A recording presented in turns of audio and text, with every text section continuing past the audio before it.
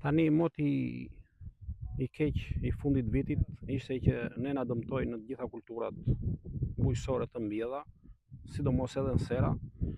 Kishën të mbjedha lule shtrydhen, trangull, domate, spec. Këto ishin kulturat edhe patate që kush kishte mbjell patate ishin më të prekurat.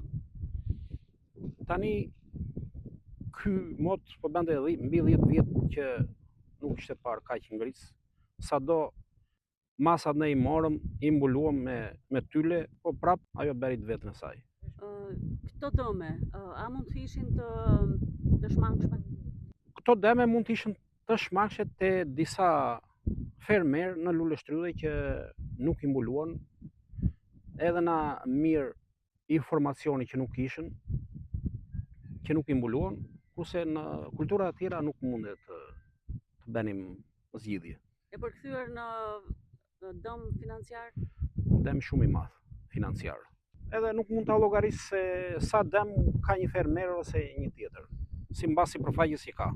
Por sidomos temperaturat e ulta, sidomos ato që ishin afër lumit, afër vjosës, edhe nëpër gryka, ishin dëmet më të mëdha.